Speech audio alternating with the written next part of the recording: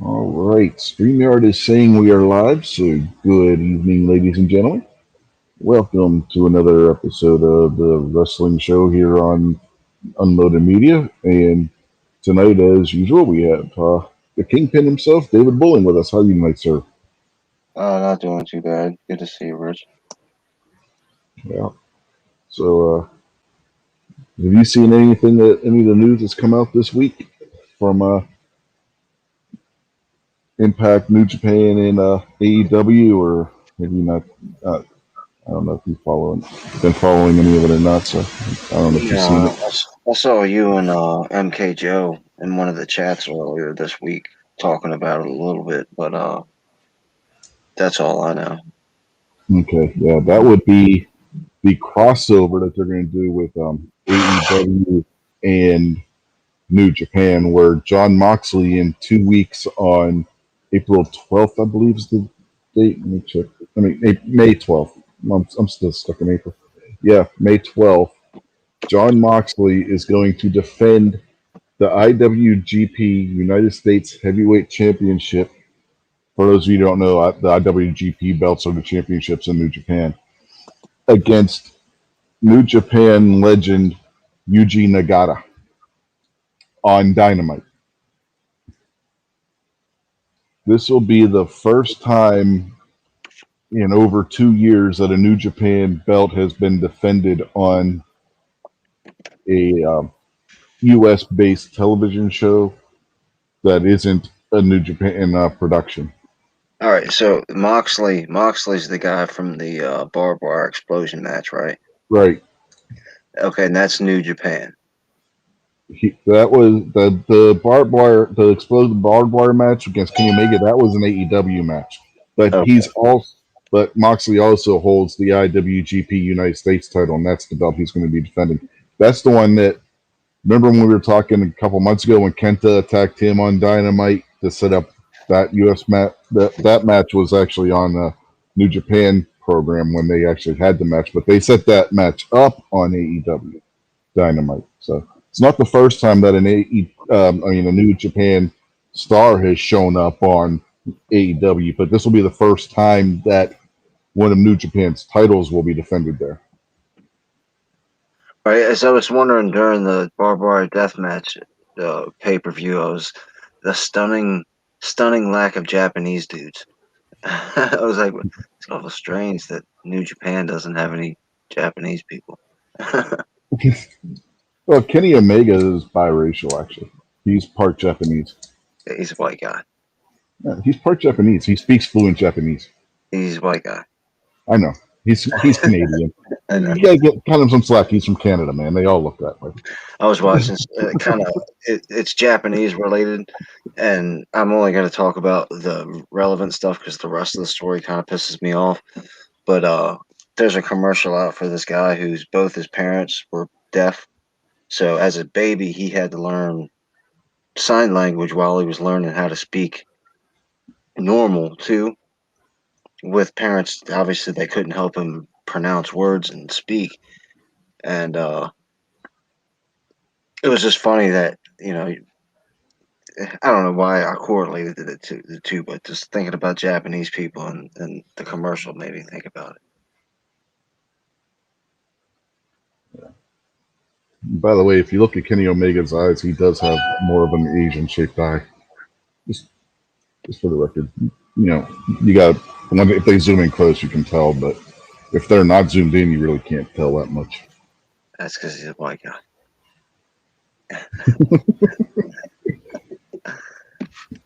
Alrighty then. But yeah, so that's big. That is a big thing right there.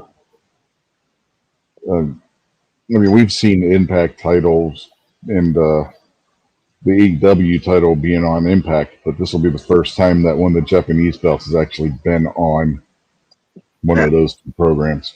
So is Moxley going to Japan for the fight, or Nope. is Japan Nope. going to America for the fight? No. Yuji Nagata is coming to Jacksonville for that belt. And I guess they figured all that out for the Corona and all that so far. Yeah. Well, Japan is on the verge of stopping the lockdown for people that have gotten the vaccine. So if you got in the next few weeks, if you've gotten the vaccine and you want to go to Japan, you're not going to have to go through the quarantine thing anymore. Okay. So who do you think's going to win the match? Like, as a viewer, not as like, if you're going to tune in, who are you tuning in to watch win the match? Well, my gut's going to say that they're going to keep the belt on Moxley. I mean, if they were going to have Moxley drop the belt, they would have done it a year. They would have done it when he took on Kenta, or a year ago when he last defended against. No, I mean not as an analyst. I'm talking about like. Oh no, I know. I'm saying John Q. Public fan. So I'm talking about who should win the fight. Like if it was a real fight. Oh, Mox. Yeah, I'm still going to say Moxley. Yeah. I don't know what the other dude looks like, but that Moxley guy looks pretty tough. Oh, Nagata, he's like 50 years old, but the dude is still rock solid. When he hits somebody, you can hear it across the arena without the microphones having to be on. All right. He's one of the toughest guys that New Japan's had for a long time. So is that a pay-per-view match? No, that's going to be on Dynamite on regular TV on the TNT network. Very cool. Which brings up the next bit of news, which in the same vein, this week's episode coming up is going to be their Blood and Guts, which was originally supposed to be a pay-per-view, but they're going to have that on regular television on the TNT network. And the Blood and Guts match is going to be their version of War Games. Do you think they're doing that to just give the fans something extra, or do you think that they're slacked in the pay-per-view ratings, so they're trying to get ratings up? Well, AEW, since they've started, only does a handful of pay-per-views a year. They're not like WWE where they're doing one a month. But what they'll do is they'll have some special stipulation on an episode of Dynamite once a month to compensate for that. Kind of like how, remember back in the NWA and WCW, they had Clash of Champions. That's basically what AEW's been doing, but they're not calling it Clash of Champions because WWE owns the rights to that because of them when they bought WCW and everything, so they own the trademark for that. So, but it's like every other month or every month they're doing a special episode of Dynamite. If you go back to December when Omega won the title off of Moxley, that was on an episode of Dynamite where they did one of their special like Clash of Champions kind of episodes.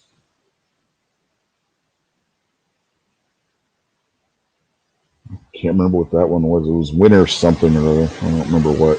But yeah, that's what they do. So that's going to be good. And the difference between their version of War Games and the actual War Games that we saw in WCW and NWA and now in WWE with on their NXT brand is there's not going to be pinfalls. It's going to be basically a not quit match where somebody on one of the teams has to actually give up for the other team to win. Nice. So in other words, the New Japan, everybody but WWE gives out big primetime matches for free a lot. Yeah, they do. Well, New Japan doesn't have a network deal here in the U.S., so you got to pay for either a Roku subscription to see New Japan on Roku or for their streaming service, because they were going to have a deal with Access TV, which is the same network that Impact's on, but because Impact is owned by the company that owns the Access TV network, they bought that from, I forget who they bought it from, but the only place I've ever seen Access TV is when we had Dish. Comcast doesn't carry it. So that and somebody at TNN. No, what am I saying? Impact. God, I'll get this right. I told you I'm tired. Somebody at Impact in their front office was throwing a fit because they didn't want another wrestling program on there. So that didn't help matters. And then New Japan wasn't happy with what Access was offering them, so they pulled out of that deal and they signed a deal with Roku. So you got New Japan stuff on Roku, and then you still got their streaming service, which is $10 a month basically, and you can watch everything they got, including their back catalog. So that's how, if you want to watch New Japan, you got to watch New Japan in the United States right now. But yeah, where was I going with this? I don't remember. Well, what's interesting is even though the Impact didn't want another wrestling program on their show, the other big news to come out of Impact this week is former IWGP Junior Heavyweight Champion and former IWGP Junior Tag Team Champion El Fantasma is going to be challenging for their X Division title against what the hell's his name? I can't remember the guy's name right now, but he's going to be challenging their X Division champion coming up. I think it's the next pay per view for that they have, which is Bound for Glory or Slammiversary. I forget. It's one of Impact's big shows that's coming up soon. But yeah, so that's interesting. There, it'll be the first time in a long time that somebody. Well, no, I shouldn't say that. Well, singles title anyway, because the tag team titles, somebody from New Japan's already got those. Got Finjuice has their the Impact Tag Team Championships, which we've talked about before, and they're a New Japan tag team.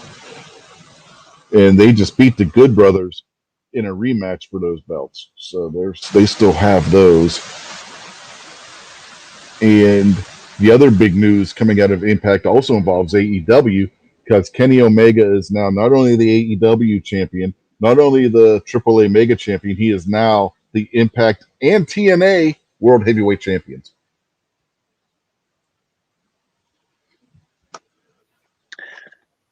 See, that's where I start having a problem on the business end of things.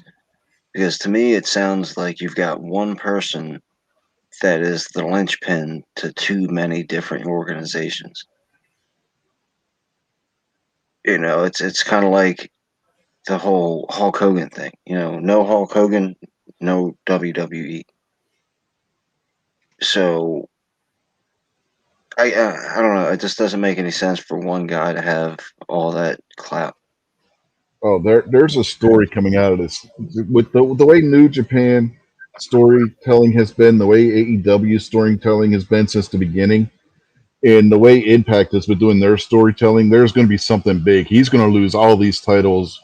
He's going to probably hold them for a few months, and then he's going to lose them one, two, going down the line. But especially with him being the heel character and the way that they're telling the story right now, this is actually rather interesting if you watch on a weekly basis, since he's turned heel against Moxley when he took the title off of him, and the way that he won beat Rich Swann for the TNA and Impact Championship, which is really crazy because TNA doesn't even exist anymore. But the one guy on there, Moose is a massive guy. He got I don't know the whole story, but somehow he got his hands on the TNA Championship belt that still is hanging around in the Impact offices for whatever reason, and declared himself the TNA World Heavyweight Champion.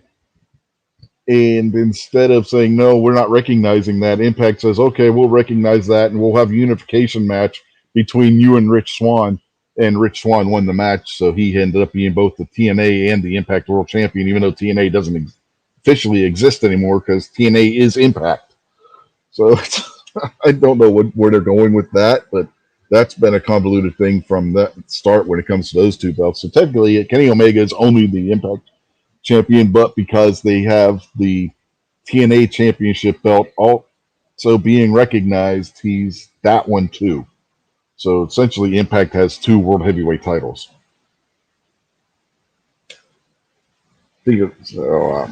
Yeah, your guess on that one's as good as mine. Where Impact's planning to go with that, but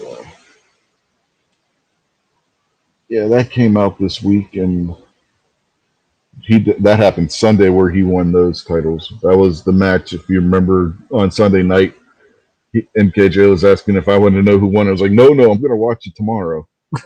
So, that was that. That was that match. That was the main event of the pay-per-view on Sunday. Well, last Sunday. Yeah, so we got that's what's going on right now. I think I covered everything, right? Yeah. So those are the four big news stories that came out as far as Impact, AEW, and New Japan are concerned. I think that's all of it.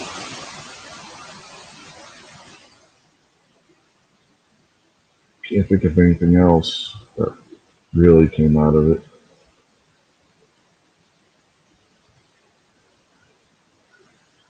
Hey, Buck, MKJO's out there. He said winter is coming. Yeah, that might have been it. That he's talking about the show. I was talking about back in December. Yeah, that might have been the title of that one. And Stacy's out there too. So hi, Stacy. Yeah.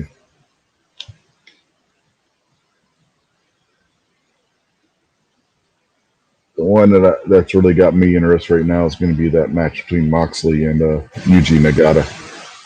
I mean, Nagata, he's like I said, he's like 50, but he can still go. So it's going to be interesting how they're going to play that up. I don't see Moxley losing, but Nagata would have the ability, if they wanted to, where they could put that belt on him.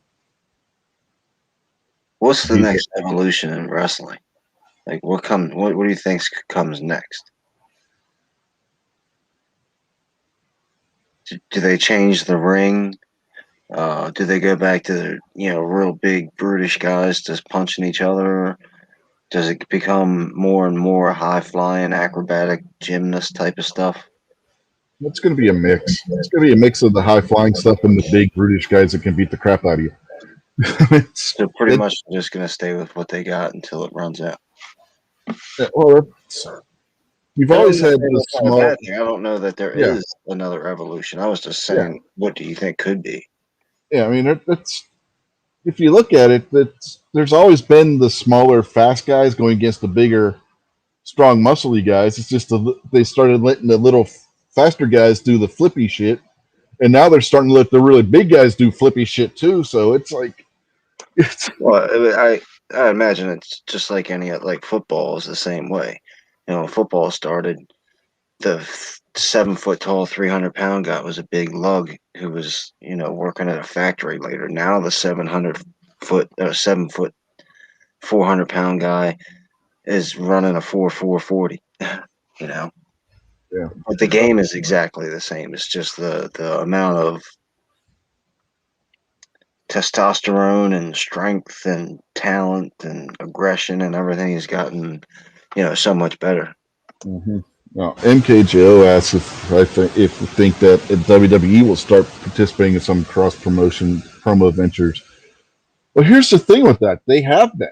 WWE's been doing that. It's just they end up every time they've ended up buying the other organization that they were cross promoting with. They've done it with WXW in Europe. They did it with Evolve in the United States.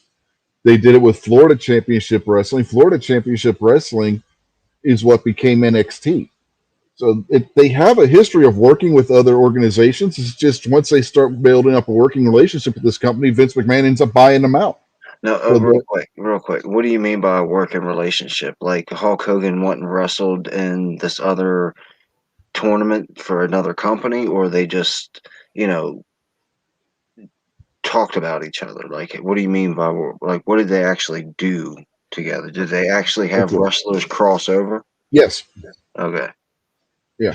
Like in Europe, they started WWE, the NXT UK thing, which is the WWE's organization over there in Great Britain, and they started working with WXW, which I believe is based in Germany, and they started building a working relationship. And then Vince McMahon bought WXW, so that's under WWE's umbrella now.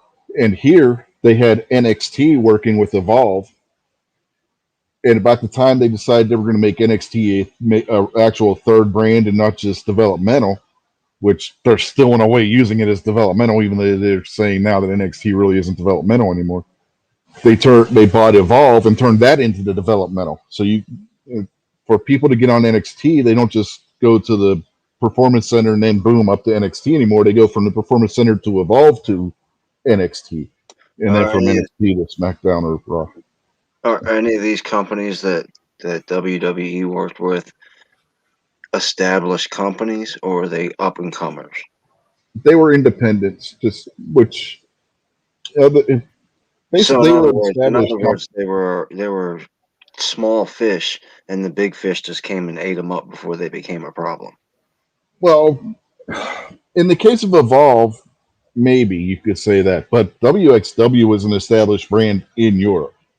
They weren't at the level like WWE, but because nobody at that point was at the level of WWE anymore. Right, but you know, if you don't get ratings in America, you don't exist. Well, yeah, WXW did not have programming in the United States. That was a European only thing. And even if they were number one, the Rolling Stones didn't stay in England. The Beatles didn't stay in England. And Paul McCartney, they all came over here to make money. Well, first the Beatles went to Germany because they couldn't make money in the UK. Nobody was signing them to do anything, so they went to Germany. And nobody cared about them in Germany either. Oh no, they were big in Germany. It was because of them. The Beatles were big. The Beatles were big the first day they put instruments in their hand, but nobody cared about them until they became an American band. America's where they made their money. I know. They made a lot. Yeah, that's when they really started making it big. When they came over to the United States, but when they went to Germany, they started getting big in Europe, and that's what allowed them to come to the United States. No, I get that. Everybody's got to go through the minors, but every Cuban that can throw a baseball comes to America to play baseball, or Japan. If they want to be a famous baseball player, they come to America. I get it. A lot of them actually will go to Japan first and then come to the U.S. You can go because you got opportunity to play there because Japanese people are 5 foot tall. Well, no. The Japanese are getting bigger, man. Honest to God, if you watch New Japan, most baseball players are Western, South America, North America, Canada, but that's America's hat. Well, there have been a few that came from Japan now. United States to go to Japan, it's because you couldn't make it in the NFL or MLB. Yeah, but there are quite a few players from Japan that have been coming over to the U.S. after playing over there. They get signed to a contract by an MLB team, and they're playing over here. Well, I think Japanese baseball is superior in every way except for the talent level. The fans at a Japanese baseball game, it's a party from play ball until the last pitch. Oh yeah, they're absolutely nuts about baseball over there, and they're starting to get over there. They're starting to play college football and stuff too. Yeah, so they have so much more appreciation. The players aren't as coddled and babyfied as American, Major League Baseball players are. But anyway, back to the wrestling thing. Do you think, how about, and I'd like to get MK Joe's opinion on this because he brought it up. Me, you, and MK Joe are New Japan, AEW, and whatever the other thing is. Impact. And here comes Stacy, WWE, wanting to work with us. And we know that they're the number one competition. We know that they're ruthless and cunning. And we know that they've got way more money than we could ever dream of. Well, we talked about that last week. AEW actually has more money than WWE does. Right, but are we talking about I'm talking about potential business money. Vince Oh, McMahon so am being able I. to pick up the phone and say, "Hey, I need another $1 billion," and Yeah, before the phone call's over, Tony he's got it. Khan. All Tony Khan's got to do is pick up the phone and call his dad. All right, cool. Okay, all right. Well, then I stand corrected on that one. But my whole point is, are we even willing to work with them? Like, why would I even bother working with them? I want to put them out of business, not have them come help us. Tony Khan was asked that very question, and he said he is not opposed to having a working relationship to them. His door is always open to anybody who wants to come and talk to him. Yeah, but what do you make that business decision? Do you tell Vince McMahon to beat Street, or do you look at that wallet and say, "I want to get a piece of that"? I don't know. Because when I say Vince's wallet, I'm talking about the Yeah. prestige that the title WWE brings. I don't know. I honestly don't know if I would want to do business with Vince McMahon or not. If Triple H was running it, I might be more inclined to. But with Vince, I don't know for sure if I would do it. I think it's kind of like to me, it seems like I'm pushing the rock up the hill. And now that I've got to the very last flat spot where I can take a quick break, here comes everybody wanting to help. And I don't need your help anymore. I'm almost to the top. Mm-hmm. I'm just gonna finish this with myself. By the way, I already got 5 or 6 guys here helping me, and they were at the bottom of the hill helping me. Right. So WWE is kind of like an NRA. They'll sweep in and try to take credit for something and get a whole. I don't know. I don't think I'd trust them. I think I'd leave it out there. I don't need you at this point. I don't need the WE at this point. Yeah, that's why I added that caveat. If Triple H were in charge, I might be more inclined to. Because if you look at the way Triple H is running NXT, Triple H is running NXT in the same style that AEW, Impact, and New Japan basically run their kind of program. They're all based on of like the old NWA, WCW kind of model. Whereas if you look what Vince is doing with WWE, he's still wanting to do the superhero kind of show that he's ran in the 80s, right? All So right, well, let's clarify. Triple H is basically owned by the WWE, right? yeah, he's one of the higher ups. He runs NXT independent of what the rest of the WWE is doing. Well, then that's my next question. Pretty obviously, is NXT just WWE with a different name, or is it a completely different, completely separate, absolutely nothing to do with company? It's separate, but Vince can call up the wrestlers from NXT since he owns it to the other shows. But as far as what happens on NXT, that's Triple H's baby. He But controls how a ultimately, match structure and everything's done there. Vince McMahon is the umbrella that covers it all. Yeah.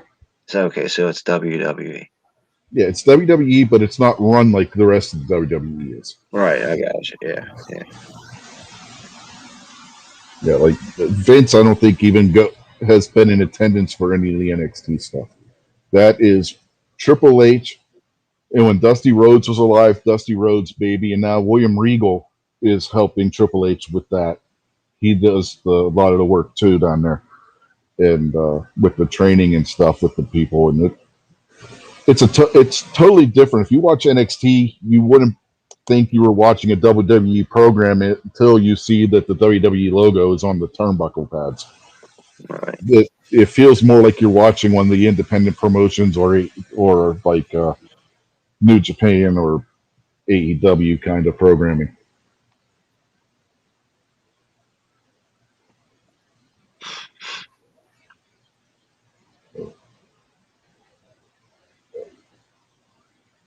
What else we got? Let's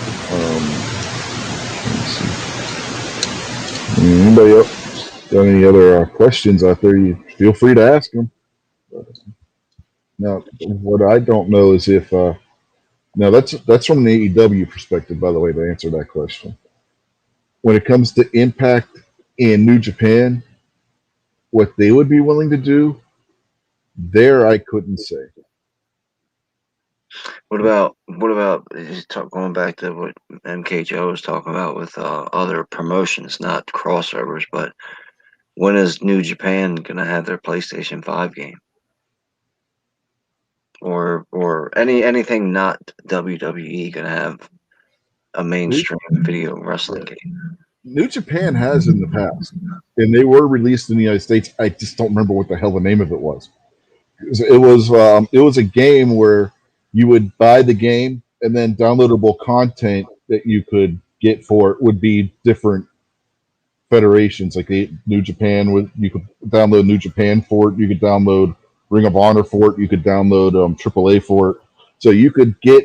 It was a base game that was just base generic wrestlers, and then you would download the downloadable content to turn it into whichever show you wanted it. And those companies got a cut of each got a cut of the profits from the game. Yeah, that's small time. When I Yeah, walk in the I game know. shop, I can pick I up a WWE video game. Right, but that was going to be my next thing. AEW is going to be releasing their game coming up very shortly. Everything's delayed a little bit because of the coronavirus thing. They were hoping to have it last year, but you know that kind of slowed things down. And then the sales of the consoles and everything being slowed down, but made it even worse. So they're hoping to have it out by Christmas this year, which is about the same time WWE, who also did not release a video game last year in the 2K series, is hoping to have theirs out before Christmas as well this year. So those two games will be going head to head on the console sometime September to November timeframe. That's pretty cool. So it's going to be interesting to see with the working relationship if AEW has the Impact in New Japan angles thrown into it as well. It'd be pretty much pointless to Bernabe Sanchez is out there. Yeah, Pretty much pointless for them to come out with toys. I'd imagine that the market is you. No kids are playing with wrestling figures anymore. Oh, yes, they are. They can't keep them in stock. They get them as soon as they get them in here at the local Walmart. They're sold out. Yeah, but are you sure they're not? Are you sure they're not like us, like '80s kids that are growing up and collecting their favorite nostalgia? No, because I've seen little kids with them. Right. Okay. See, I kind of figured it would have been. I figured it would have been It's a 35 combination to of 50-year-olds yeah, collecting toys from their youth. yeah. It's a combination of both. I think you get a lot of. I mean, you'll see adults buying the AEW figures, but whether they're buying them for them or for their kids, who knows? But AEW's got their own figures. They got their own ring. They got their own title belt replicas and everything, and they sell out like that. Right. How old do you think that AJ Styles is? AJ's in his 40s. No, the figure I was saying. Oh, the figure. I thought you were asking the wrestler. That one, I think that one's a couple years old, if I remember right. I can't remember. I don't know if that came in a bag of toys that my parents gave me just randomly one day, or if a lot of times when we work in these people's houses, we got to clean a bunch of stuff up before we do anything. Yeah. And occasionally we'll find like a toy underneath a couch or stuffed in a vent or laying in the yard or something like that. Something small like a stupid little knickknack. And I think I might have found that in somebody's house one day. Yeah, I wouldn't be surprised. I mean, my stepfather, when he got laid off and lost his job at the local soda company he was working for in Pittsburgh, that's what he was doing. He was going around and he was cleaning up houses for people so that they could start doing renovations and stuff on them. And yeah, we found some books and stuff that people left behind. I got one of my Stephen King novels that way. Somebody had left it.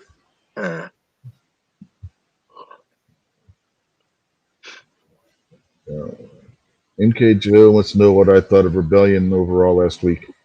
I thought Rebellion was pretty good. It's one of Impact's better pay-per-views that they've put on in a long time.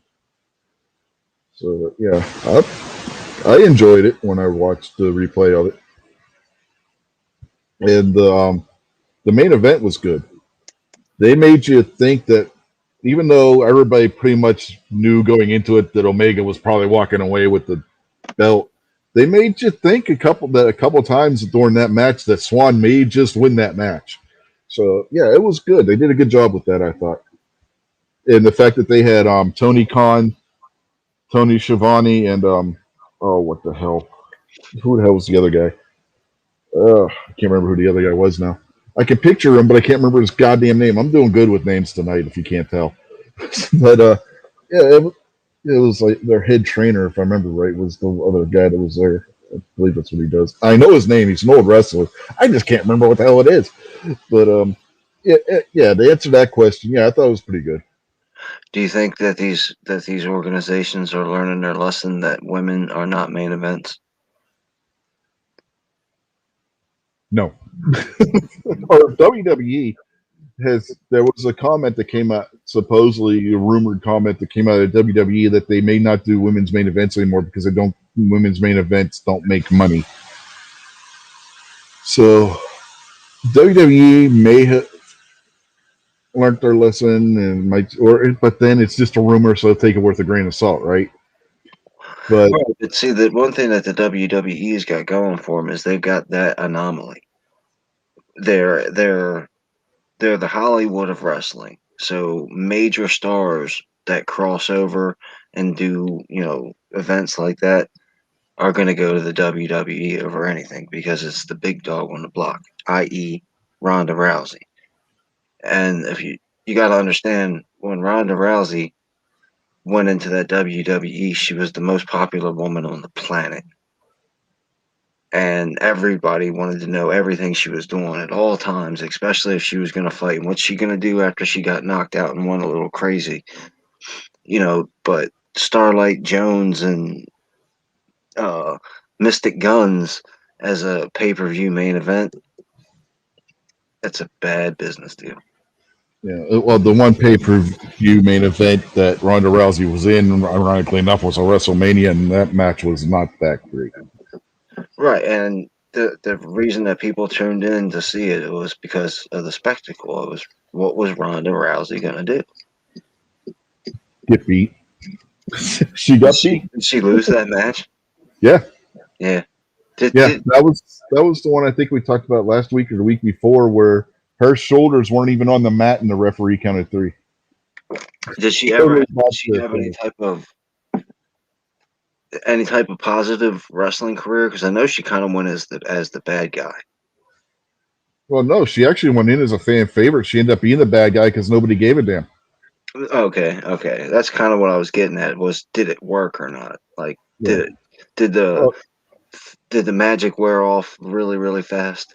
Yeah, pretty much. And she was at the time that WrestleMania that she was in the triple threat main event was with Becky Lynch and Charlotte Flair. And going into the match, she was the Raw Women's Champion, and she lost that to Becky Lynch. Makojo's on fire always in this chat. I'm glad he comes. He says, talking about the rebellion, I guess. Yeah. He said, it held my attention considering I don't know most of the fighters. I saw some good match execution. Talking about like enjoying what's happening in the actual match. Right. Getting tired of no crowds. How big is it going to be when they can start putting butts in the seats? We watched WrestleMania. WrestleMania had a crowd. I'm talking about full capacity. Yeah, I know. It was a lot different. My point was it was a lot different watching WrestleMania with a crowd than watching Raw or SmackDown without a crowd. Just having those screens that had people's faces on them. Big difference. Watching AEW, who has a crowd, compared to NXT, which is just doing the screen thing with a couple of people, it makes a difference. Watching New Japan, even though over in Japan they're not letting them yell and scream, but just the fans you can see the excitement when they start their clapping and stuff. It makes a difference. Having a crowd at a wrestling event makes a difference. I think it That, makes a big difference. I think there's no doubt that it makes a difference because right when the beginning of talking about are we going to have sport ball again during the pandemic, mm-hmm. all the people trying to organize it were like, we gotta make some type of crowd. You can't have a baseball game, which sucks anyway, with no noise except for, oh, strike, go get him, Yeah, Johnny. yeah. So Well, right away they were thinking about how to add crowd noise and make it look like there was a so mm-hmm. it's definitely got to be a factor psychologically for the people watching the event. Yeah. Well, NHL this past month they started letting crowds back in. I watched a couple of the Penguins games and there were crowds at the games when they were playing. It Yeah, made a big difference. You didn't have it wasn't the fake pumped in noise. You actually had a crowd making noise. It wasn't full capacity, but there was enough of a crowd where you got the vibe that the crowd was getting excited by what they were watching instead of just a boo or yay whenever the opponent scored or the home team scored. You know what I mean? Just being pumped in over the speakers. There was actual fan excitement going on, well, and it makes a you difference. watch a lot of classic television like Me TV. So Yeah. Well, you've seen plenty of old shows that they were testing whether or not to use the laugh track or not, mm-hmm. and you sit there and watch one episode of Hogan's Heroes that's got a laugh track in it, and you laugh your butt off the whole time. And then the very next episode, they experimented with no laugh track, and you're like, ah, that wasn't that great. Yeah, and you watch a show that was filmed in front of a live studio audience, like Sanford and Son or the Jeffersons, and you get it's even more genuine the laughter comes out of you because you're laughing along with the crowd that was actually there in studio watching it, laughing at it. You know, so even the laugh track, you can still tell the difference when there's an actual audience watching. Even if it's just a TV show, than if it's just a pumped in sound.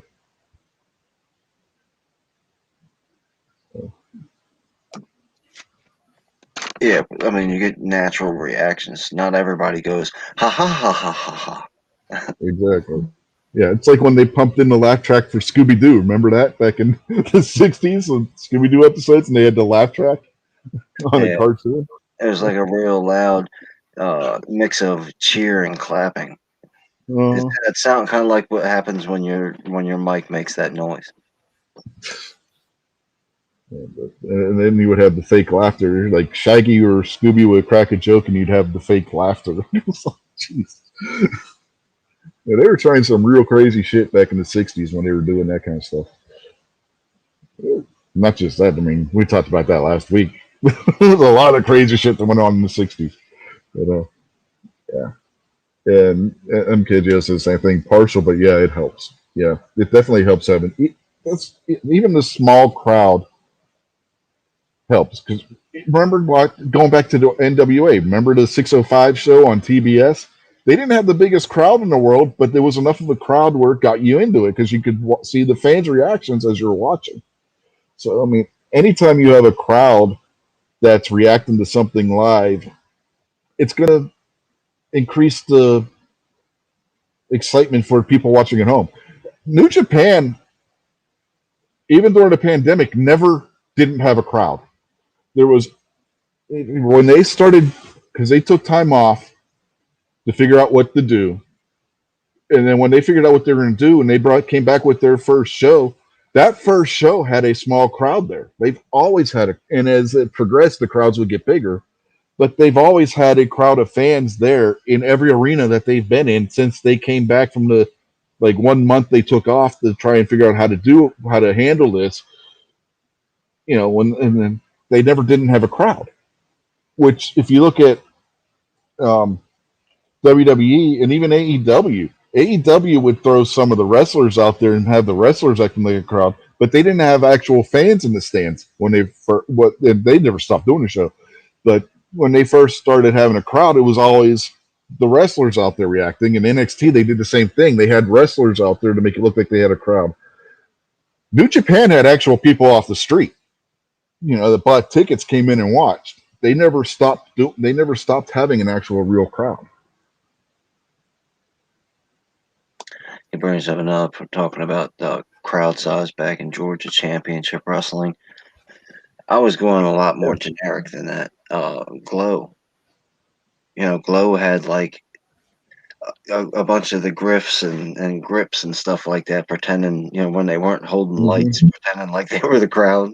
Yeah, that's like what they were doing with NXT and AEW when it first started, and they weren't letting people in. They had wrestlers doing it. Yeah, but it worked. Wrestlers around the ring pretend they were crowd. Yeah, it worked though. And like he says Yeah, now, crowd energy can come in all sizes. Like, what they did with Glow worked out pretty good, even though that was obviously, I mean, like the most generic wrestling ever, but I liked it. yeah, and the Georgia Championship Wrestling. That's what I was talking about. That was the 6:05 p.m. show on TBS, and then WWE got that time slot, and then Vince decided he didn't want it, and it went to the Crockett's, who had bought out the Georgia Championship Wrestling and had Mid Atlantic and everything, and then they got that's when NWA came back onto TBS. But there was all that 6:05 show between Georgia Championship Wrestling, and then when it became World Championship Wrestling under the Crockett's, which was the Mid Atlantic territory at the time. Yeah, they didn't have the biggest crowd, but they had a crowd, and it made a difference. It definitely makes a difference.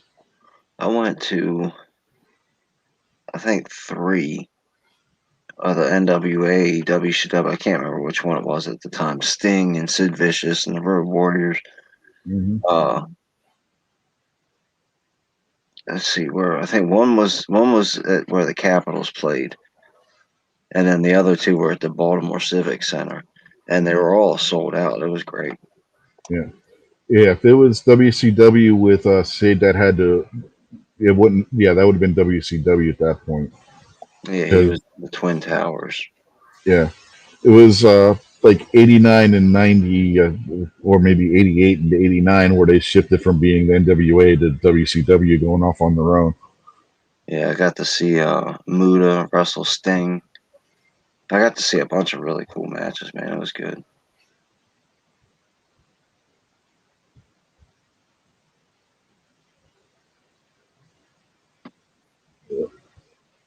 But yeah, I mean, it's like Kojo said, it doesn't matter the size of the crowd, just having the crowd, and the crowd energy, so it can come in all sizes. Yeah, absolutely. I mean, it's like the announcers. We talked. Remember few months ago we talked about the announcers. You watch New Japan with the Japanese announcers, and you don't get as engaged in it as when you do when they have the English translation up. The announce team can also help bring some of that energy. Do the wrestlers still argue with the fans when they're walking down and pretend like they're gonna fight them and stuff, or is it pretty much just walking through, maybe throwing some hand high fives out? It depends on if they're a face or a heel. So they still do that where Yeah, they will still the interact. bad guys walk into the ring and somebody in the stands like, "I'll kick your ass." Yeah, the heel wrestlers will still interact as though they were heel. Now, if you get the really pompous ones that act like they're better than somebody, they'll like look at them as like shrug them off and ignore them kind of reaction. But you'll still get the reaction from the wrestlers to the crowd and vice versa. Yeah. If you want to see something great, go watch LeBron James. One of the times he's walking off the court and one of the fans is like, "LeBron, you're a bitch," and it looked like he was about to cry.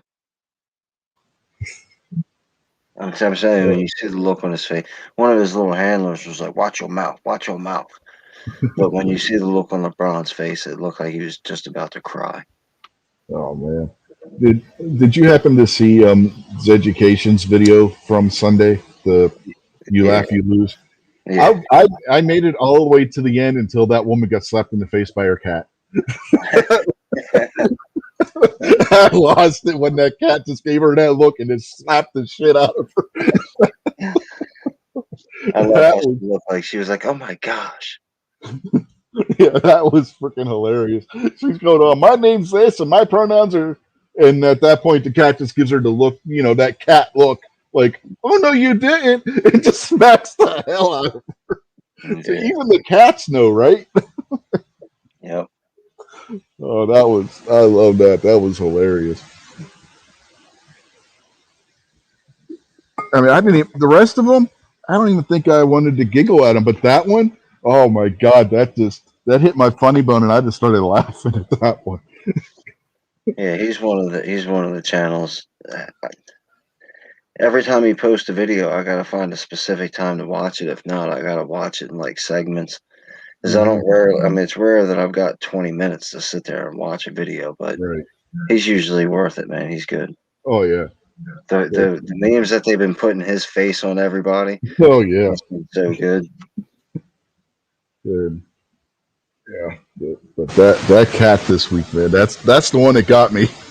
That cat video at the end, the very end. That was the last one in that video too, and that's the one that got me. Mr. Outcast has joined us. Yeah, I see him. Hey, Rob.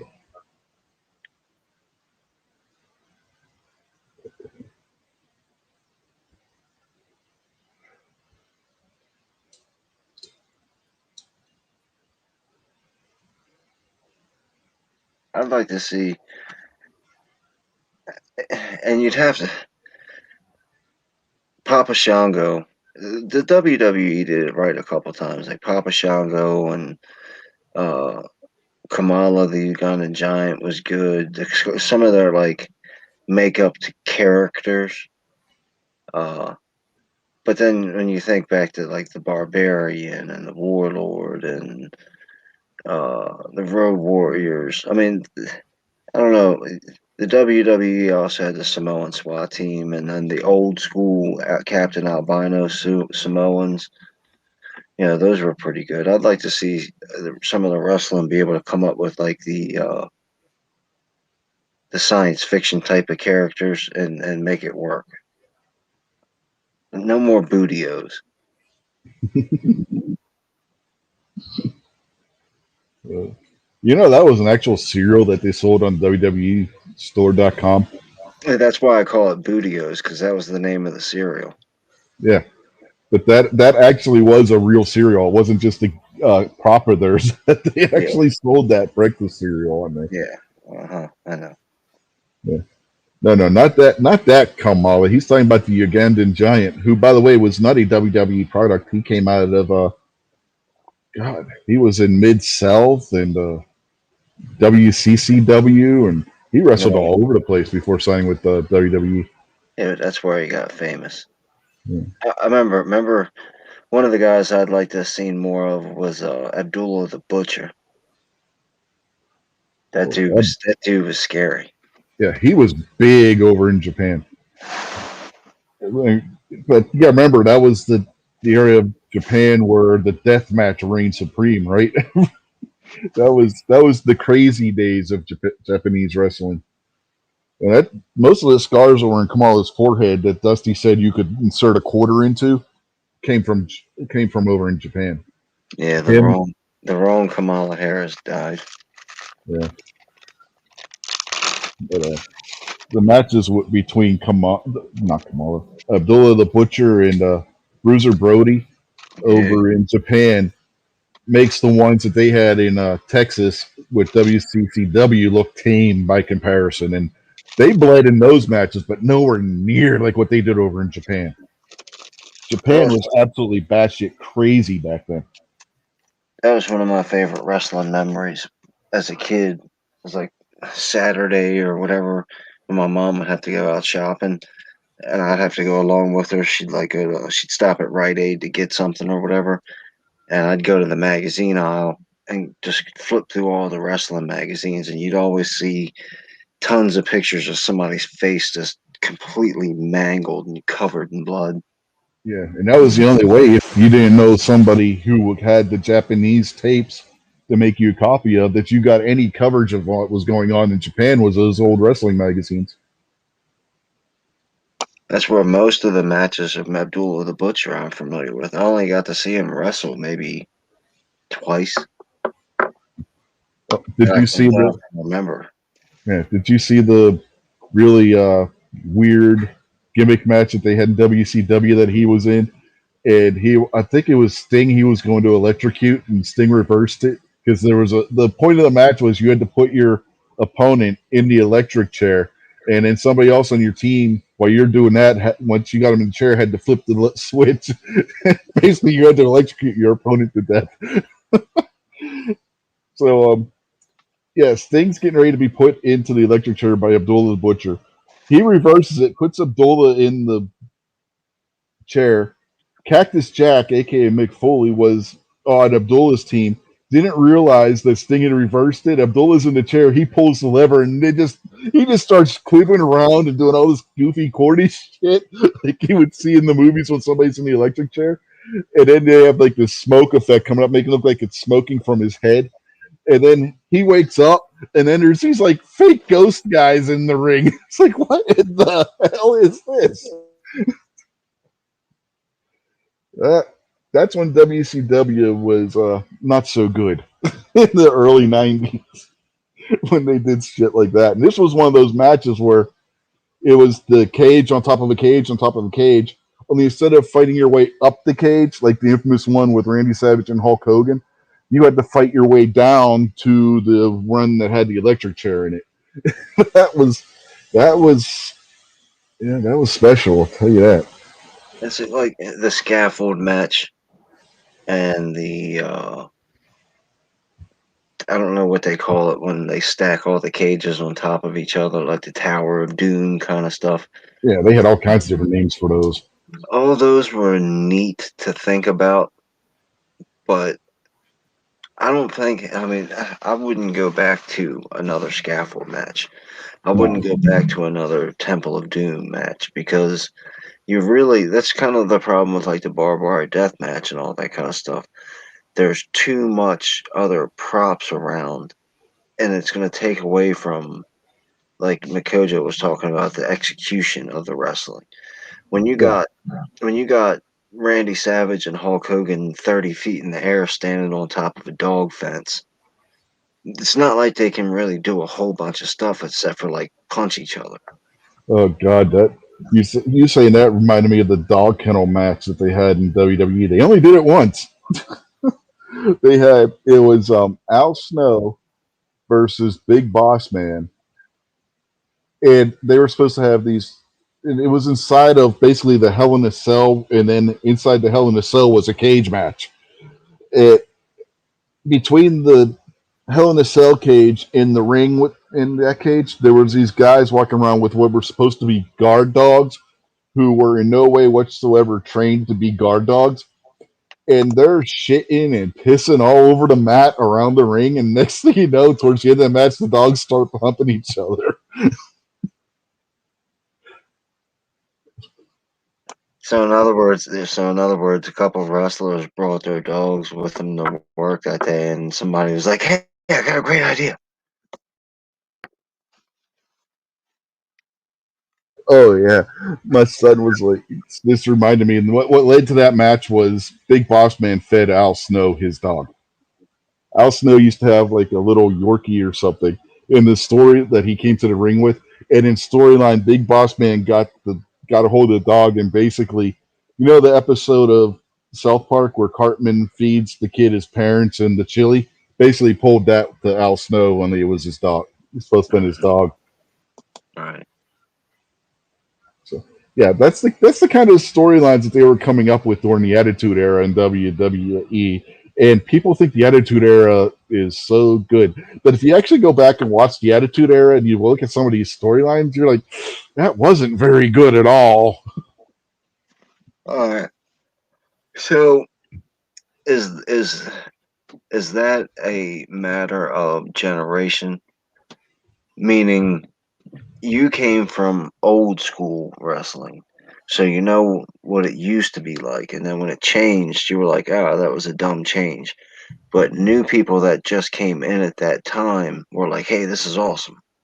And Kind of like how, I mean, until now, like the way our parents hated our music and their parents hated their music, and now that but we're justified now because the music actually sucks now.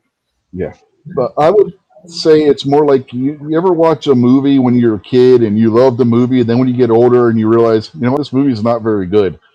I would say it's more along those lines because even people that would have been kids at the time the Attitude was era was around and thought it was good are now going, you know what, that wasn't as good as I remember it. Right. Yeah. Yeah, I think it's more of that situation. You know, you remember things being better than what they actually were. Right. Yeah. Personally, I wasn't a fan of the Attitude Era anyway. I was watching WCW at that point. I probably Uh, hadn't watched wrestling. When was that? Like the 90s or something? yeah, late '90s. Yeah, I was probably been the last time I was probably I graduated in 95, so let's say that would have probably 1990, I guess, would have probably like eighth grade, something like that. Ninth grade would have been the last time I cared about anything happening with wrestling. Yeah.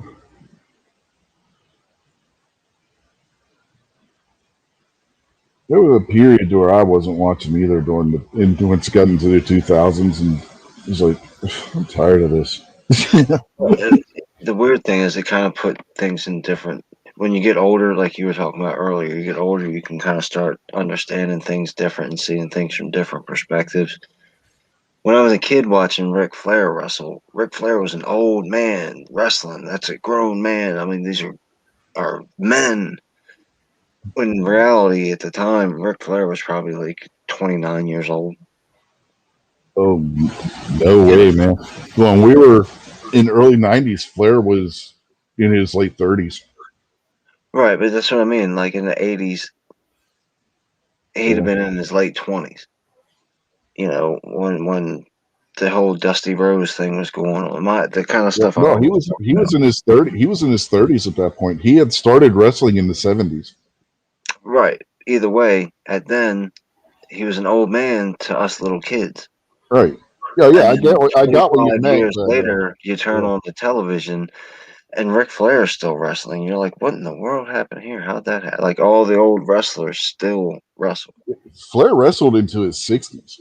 He Yeah. was still wrestling in his 60s in TNA in Impact when it switched over. When him and Hogan were and Bischoff were over there supposedly running everything. Yeah, Flair was still having matches every so often over there. Even after that was after he had retired from WWE. When after that was after the retirement match with Shawn Michaels. So I mean, Flair was still wrestling. It was like, good lord. I mean, he had the big feud with Jay Lethal over there, where Jay Lethal outflared Flair. I mean, Jay Lethal, man. I don't know if you've ever seen Jay Lethal. He's this black guy wrestler. He's on the smallest side, but man, he can do impressions of other wrestlers like you wouldn't believe. His impression of Macho Man Randy Savage was spot on. He used to call himself Black Machismo, and he would come out dressed like Randy Savage and would do the whole Randy Savage bit. I mean, he would do the gravelly voice and everything. He sounded just like Savage, and he would in his movement and mannerisms and everything. Man, he was spot on doing Randy Savage, and then they got the feud with him and Flair. You remember how Flair would take his like jacket off, throw it on the mat, and start elbow dropping it in the ring? Lethal's on the stage. Flair's in the ring. Flair's getting all pissed off because Lethal starts doing all the Flairisms up there on this stage, and he's doing it spot on. It was hilarious to watch. But Jay Lethal is very talented as far as being able to copy and imitate and in a respectful way, But he doesn't. He was doing all these impressions throughout his career of different wrestlers when he was in TNA, and it was it was hilarious to watch. Well, one of the things that just talking about, I guess, the two most famous guys, Hogan and Flair. When you go back and you look at Ric Flair at 175 years old, still wrestling, you're like, hey man, that's kind of cool. I mean, he's still pretty decent shape for a 325-year-old man. But when he would do the woo, and he couldn't do it anymore, and Mm-hmm. it was just like every time you'd hear him do it, it just got worse and more pathetic. It was like, oh man, I don't want to see this anymore. And then for me with Hogan, when the definition left his body and he looked like he was wearing like a big bag of leather with a really really deep tan, I was like, all right, Hogan, you're not Hogan anymore. Now you're Mr. Hogan. And can I get you something to drink, sir? Mm-hmm. Yep, yep. And it's good. So some of those guys got to keep wrestling. They need the money. Yeah, that's one of the reasons why Flair did it. Flair divorced his what was it, third or fourth wife at around that time period because she was beating him, and she took him to the cleaners in the divorce when he was the one that was being injured in that marriage. It's crazy. It just showed how much the divorce proceedings in this country are skewed in favor of the wife. Flair was the one being abused, and he got taken to the cleaners in the divorce that he filed for. It's crazy. Yeah, Squid brings up a good point about the guys staying in it for the fans, but the reality it's bills, bills, bills. And I heard, I don't know who it was. You know who Elliot in the morning is, right? One of those The radio radio programs. host, Yeah. the guy from the radio. Yeah. Well, I think it might have been him that said it years ago. And he was like, I'm tired of all these people coming out talking about they're retiring from football and baseball and hockey and boxing to spend more time with their families. Just come out and say you can't do it anymore.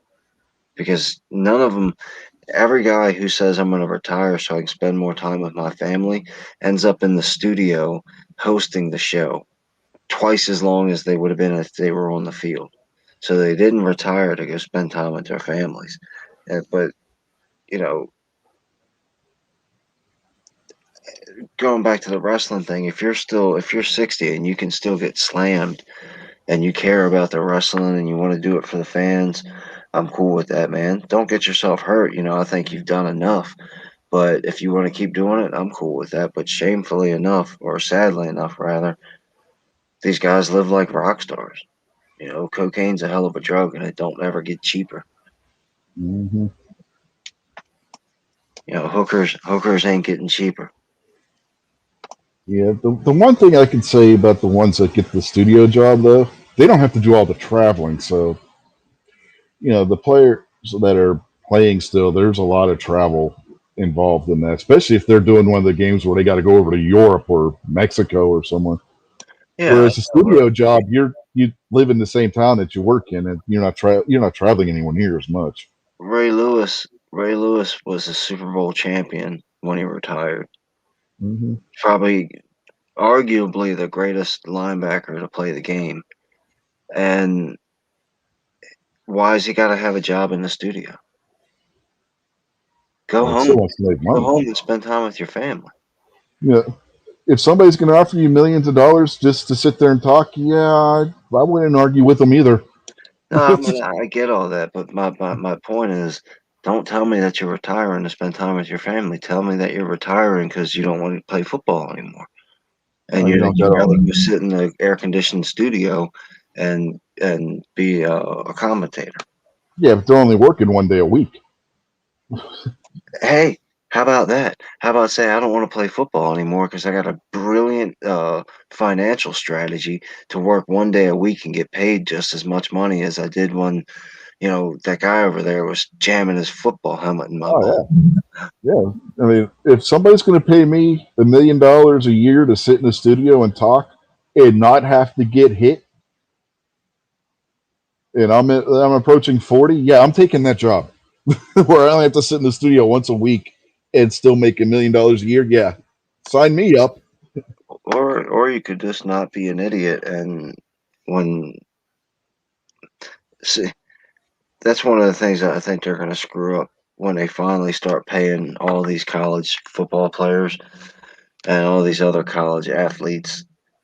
Uh, they're not going to teach them how to save money or spend money or set up a IRA or any kind of mutual funds or credit accounts or anything like that. They're just going to say, "Here's $90 million, 18-year-old LeBron James. Good luck." Mm-hmm. Well, LeBron is why the NBA passed a rule where you have to have at least 1 or 2 years of college now before you can play in the league. Yeah, it was one and done, but I think they may have bumped it up to 2 now. I'm not 100% sure, but that's where one and done came from, Mm-hmm. which is another joke. Just make a minor league basketball team so these kids coming out of high school can, if you care about the kid and you care about the player and you care about the sport, you develop a minor league basketball. So that way, Oh, LeBron James could go either straight from high school to the NBA, or if you felt like he needed a little bit of maturing, you could let him go to the minor leagues for a year. But no, you got to get these multi-trillion-dollar colleges, the superstar, to play for a year and go win a title. oh, that's you bring that up, and U.S. born players have a disadvantage when it comes to the NHL because if you're a U.S. born player, you have to go to college first before you can go to the NHL. If you're Canadian born or European born, you do not have to go to college first. You can go right to the minors and from the minors into the NHL. Whereas you can't do that if you're a U.S. born player because of the way U.S. law is written. I can't remember the kid's name now. I'm pretty sure he played for Ohio State. Uh, Carlette. I can't think of his name. Correct? Correct? Maurice Claret. That's it. Yes. He wanted to go from his freshman year in college into the NFL. Mm-hmm. And everybody's like, "Dude, we'll kill you. Mm-hmm. You're a Yeah, he child. thought You because can't he do won that." the Heisman as a freshman, he could play in the NFL. I was like, no. Yeah, everybody was like, "No, dude, that's a death sentence for you." Yeah. Yeah, I mean, you got parents that, because of the way the laws are written in the U.S., if their kids are good at hockey, they will move to Canada so that their kid can play in the minors there and get around the U.S. based laws about the minors going into junior and then the minors straight from junior hockey. Because It's crazy. McGojo's talking about right now.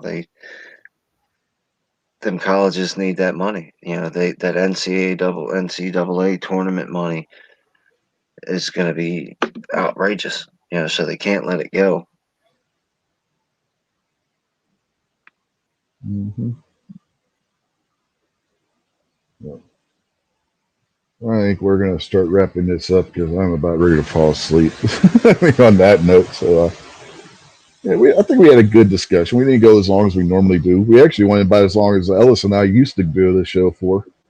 So yeah, I generally end up asking a bunch of business questions when it comes to wrestling because I don't know enough about the events and stuff like that to keep up with you.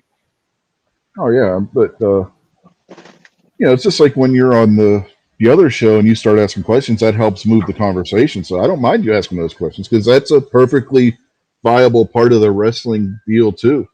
Is Says true. that he's asking how Ellis is. I don't know. I haven't been able to get in touch with him. I messaged him on Facebook, but he never got back to me. So I don't know how he's doing. To be perfectly honest with you, I have no idea. So yeah. I don't have his phone number. I wish I did, and I could text him. But yeah, when I tried, like I said, when I tried getting in touch with him, he didn't respond. So I don't know if he's Facebook. He doesn't have internet right now, or what the deal is. But because he said he was going to, not only was he having issues with his back, he was getting ready to move too. So I don't know if that's complicating things too or not. So last I know is when he came on this show and was telling us about his back problems. I don't know if anybody else is out there that has his number can get in touch with him and get us an update at some point, maybe tomorrow or something if you can get in hold of him. But yeah, I've been wondering that myself. So yeah, I don't know. Sadly, I don't know. But anyway. So, anything you want to say before we get out of here?